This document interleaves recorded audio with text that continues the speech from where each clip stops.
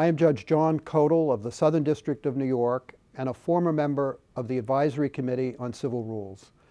I am here to tell you about the changes to the civil rules designed to make discovery more efficient and less expensive.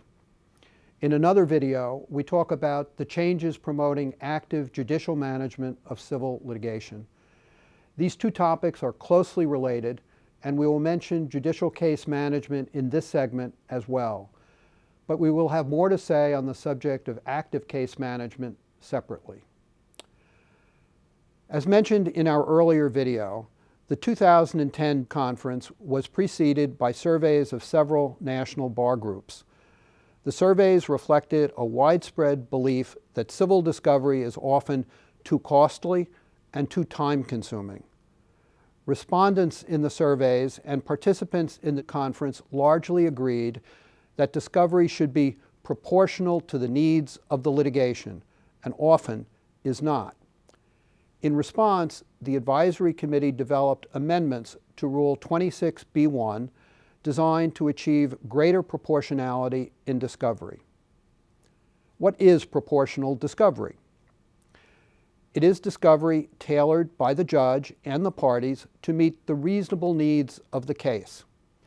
It provides the information needed by the litigants to prove their cases, but avoids excess and waste. It eliminates unnecessary document production, excessive interrogatories, obstructive responses to legitimate discovery requests, and unduly long depositions. The amendments designed to achieve greater proportionality in discovery are found in Rule 26b-1.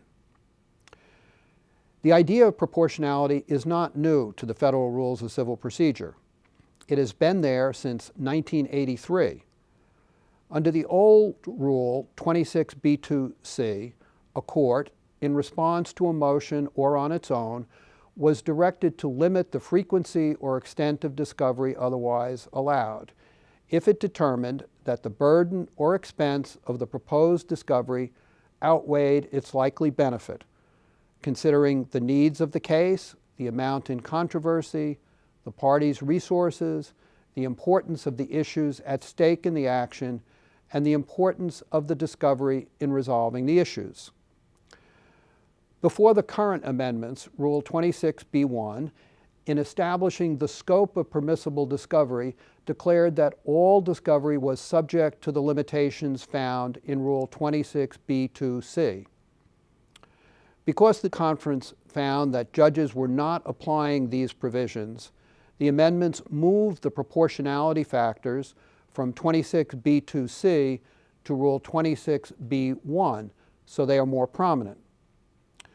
Thus, the scope of discovery in civil litigation will now be defined as follows.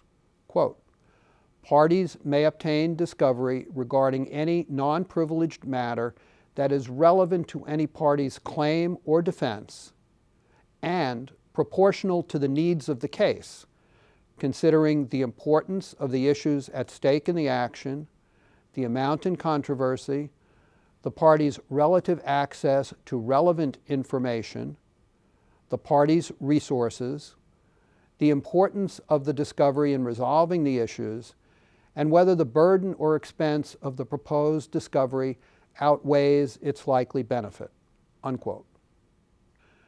The committee's intent in making this change is to make proportionality an integral part of the scope of discovery. The court and the parties have a shared responsibility to develop a discovery plan that reflects the particular needs of the case and incorporates proportionality principles. This objective, however, will not be achieved unless judges are willing to engage in a dialogue with the parties regarding the amount of discovery reasonably needed to resolve the litigation. There are some other changes within Rule 26b-1 that are important to recognize. The Advisory Committee changed the order of the proportionality factors previously included in Rule 26b-2c. That list now refers to, quote, the importance of the issues at stake in the litigation, unquote, before it mentions, quote, the amount in controversy, unquote. This was done to avoid any implication that the amount in controversy is the most important consideration. The committee recognized that many lawsuits present substantive claims that involve relatively small amounts of money or no money at all, but seek to vindicate vitally important public or personal values. And the committee added a new factor, quote, the parties' relative access to relevant information, unquote. This change was made to highlight the reality that some cases involve what might be referred to as asymmetrical distribution of information. In those cases, one party has much more information than the other, resulting in one party's bearing greater burdens in responding to discovery than the other. That fact does not mean that discovery is disproportional. Judges should hear from all parties when making proportionality determinations and use all the information provided by the parties in applying the proportionality factors to determine the appropriate scope of discovery in light of the particular circumstances of the case. The committee note acknowledges that parties may begin the pretrial process without a full appreciation of the factors that bear on discovery or shape the proportionality analysis. Proportionality factors should be addressed at the parties' Rule 26F conference and in subsequent scheduling conferences with the court. The amended rule does not place the burden of proving proportionality on the party seeking discovery or impose a burden on the requesting party to address all proportionality considerations. Nor does this amendment authorize boilerplate refusals to provide discovery on the ground that it is not proportional. In short, the amendments do not change a lawyer's certification obligations under Rule 26G1B or permit a discovery request or response that is, quote, unreasonable or unduly burdensome or expensive, considering the needs of the case, the amount in controversy, and the importance of the issues at stake in the action, unquote. Just a few other comments on the proportionality amendments. The changes are intended to prompt a discussion among the parties and the court early in the case concerning the amount of discovery reasonably needed to resolve the litigation. To be effective, they will require judges to take an active role in managing cases, set limits on discovery, confer with the parties when needed, and adjust the limits when warranted. The proportionality amendments are not intended to deprive any party of the evidence reasonably needed to prove its claim or defense. They are designed to eliminate disproportionate discovery. The new amendments make a few other changes to Rule 26B1. They eliminate the sentence which provides that, quote, relevant information need not be admissible at the trial if the discovery appears reasonably calculated to lead to the discovery of admissible evidence, unquote. This sentence will be replaced with, quote, information within this scope of discovery need not be admissible in evidence to be discoverable, unquote. The, quote, reasonably calculated to lead, unquote, phrase was added in 1946 to stop the practice of objecting to relevant questions on the grounds that the answers would be inadmissible hearsay. The phrase was never intended or meant to define the scope of discovery, but nevertheless it was used by attorneys and judges to do so. The amendments eliminate this incorrect reading of Rule 26B1 while preserving the rule that inadmissibility is not a basis for opposing discovery of relevant information. The amendments also delete two other phrases from Rule 26B1.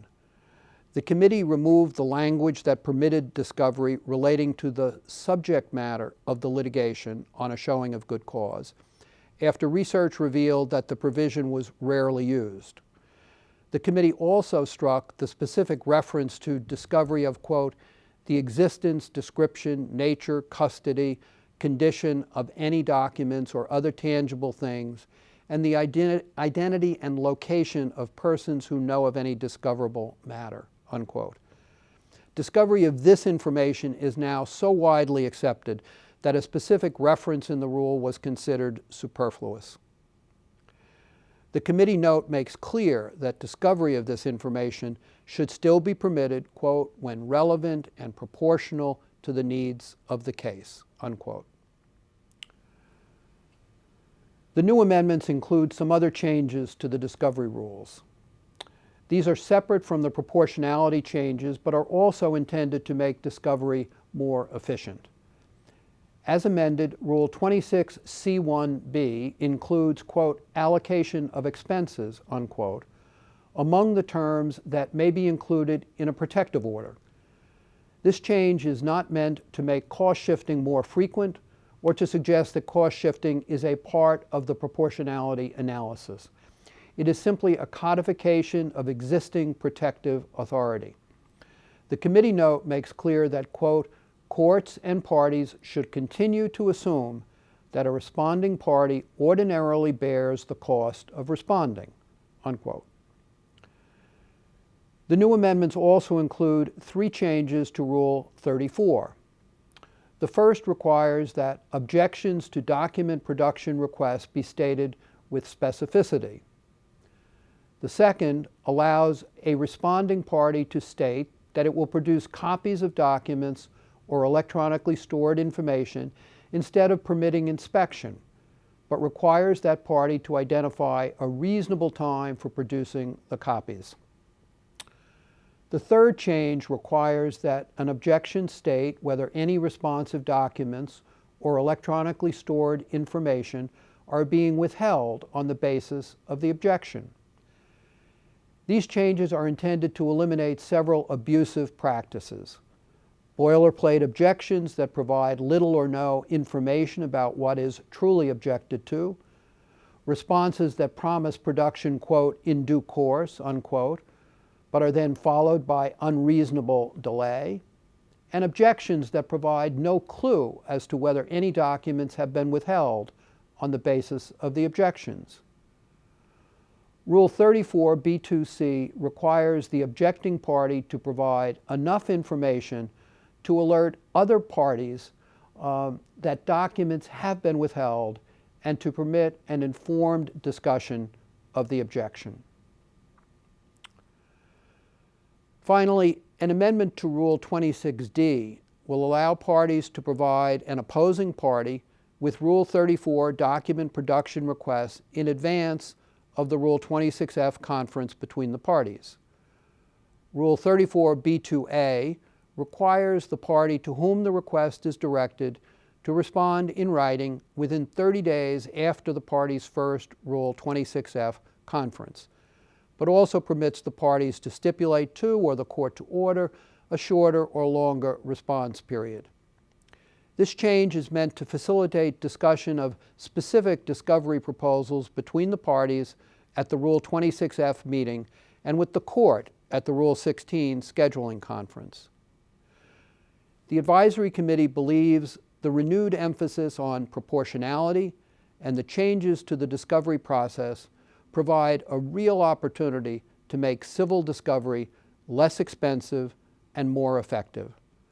But these amendments will have little effect without sustained, hands-on judicial involvement in the pretrial process. That is the subject of our next video.